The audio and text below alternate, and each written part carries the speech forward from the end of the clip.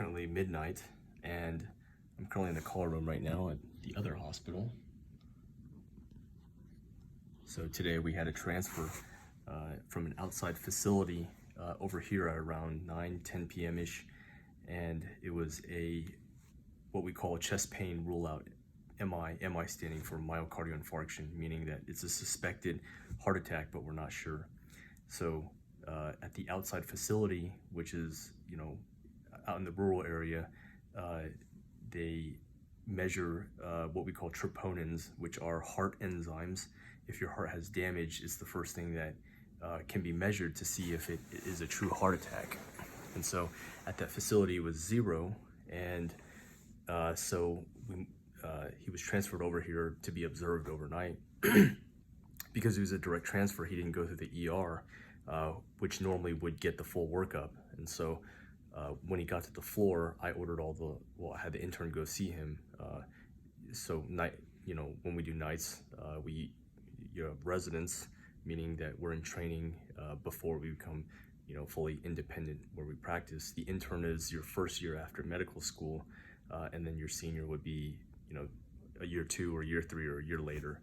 So I'm the senior, and so I just put in the orders for him, and then I told him, hey, just check up on the troponins. And so we finished everything, and then I came to the call room, and then I was about to lay my head down to go to sleep, and then I just texted him. I said, hey, just remember to check those troponins. And he goes, yeah, man, the first one was 178. I said, 178? Holy crap, you need to call cardiology right now. And then after he called cardiology, they said they'd see him right away.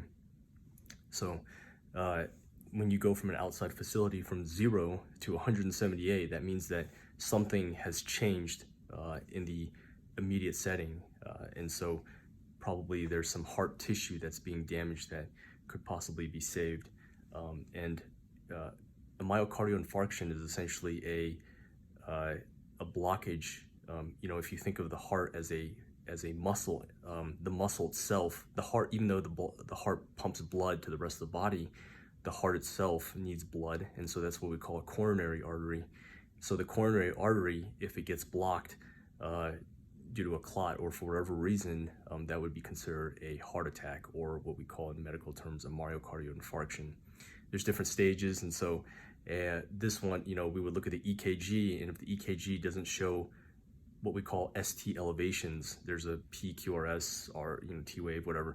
I'm not gonna get too technical, but if you see that on there, you gotta call cardiology immediately. If you don't see that on there, but then the troponins are elevated, then that's considered a Nstemi, or non-ST elevation MI. So hopefully this guy, so cardiology, what they would do if they feel like it's necessary, they would go in through the femoral artery with a catheter, and possibly they would go, it's actually pretty interesting, they go from the femoral artery all the way into the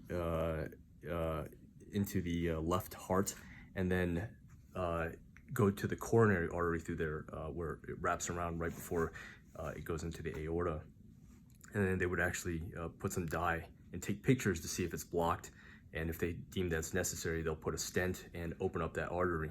If it's bad enough in multiple vessels, then they would do a CABG, or coronary artery bypass graft.